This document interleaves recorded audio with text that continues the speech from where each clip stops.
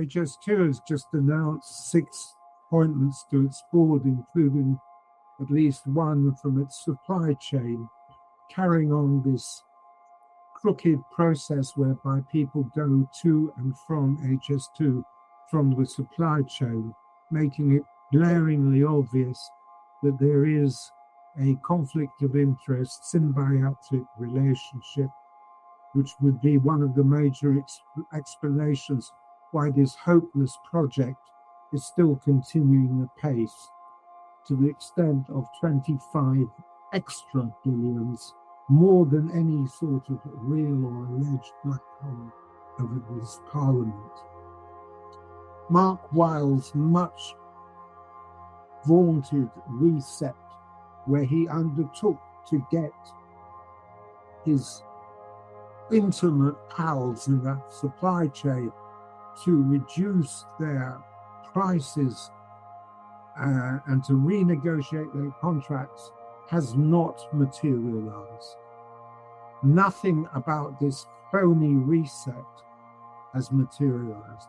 This reset is merely a process whereby the blatant fraud of the last 13 years is hidden so that it can be, as most Ponzi schemes would be, continued in the future to avoid the responsibility of the guilty parties being exposed. Just consider that in 2013, phase one is going to cost, according to Patrick McLaughlin, less than £17 billion. They went to Parliament at just under 20.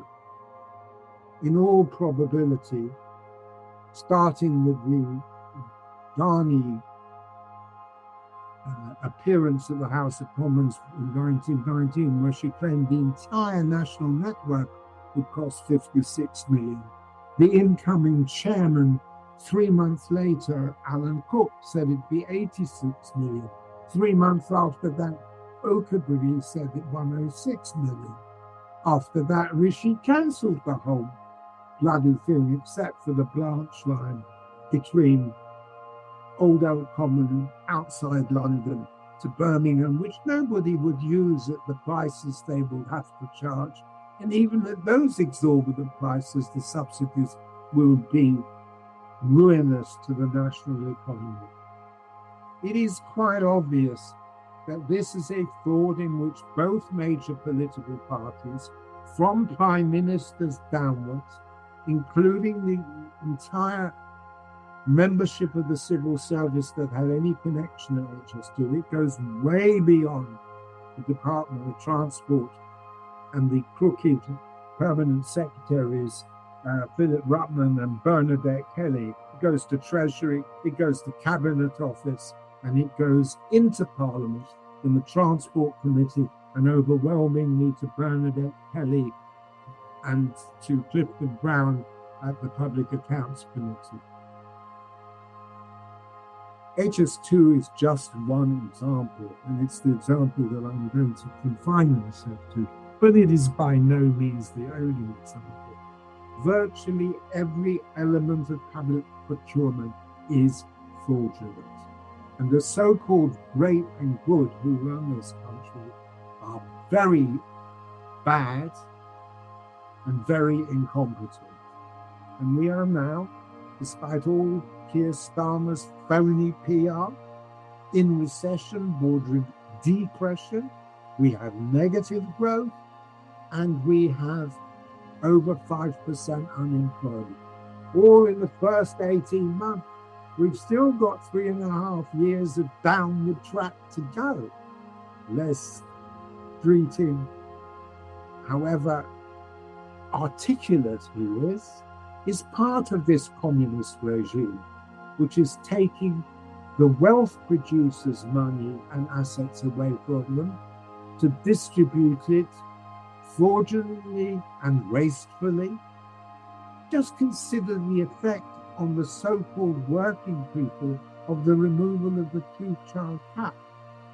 We're not only in the Angela Rayner situation, where a teenager rotting like a farmyard animal has two illegitimate children in her teens that are brought up, housed, educated, and kept healthy at national expense, at working people's expense, who wants to have 6 children by 5 different men, 4 of whose names she can't remember, brought up by the people who get up early in the morning and go to work with the delusion that they're going to be able to support their children, educate the children they want, not in the collapsed educational system that began the secondary moderns introduced by Labour. We now have 1 in 8 youngsters uneducated and unemployed on the government's own admission. This is a result of Labour education policy, continued by the Conservatives. But at least under Conservatives, we had some economic activity worldwide. Under Labour, we have none. We just have plundering of people's assets, their houses, their farms. And no wonder that anybody who can has left and more are going. So we're going to be left with no income and more expenditure. And that's called bankruptcy. And that is in fact almost where we are now. It is time to recall your individual MPs. It's time for the British public, the British electorate, to assert itself against these bad people in Parliament. It's time for the civil servants who've never been in wealth-producing positions to be removed and technocrats to be introduced to replace them. Our system is failing. It's bankrupt, morally and economically. And the country is in grave danger.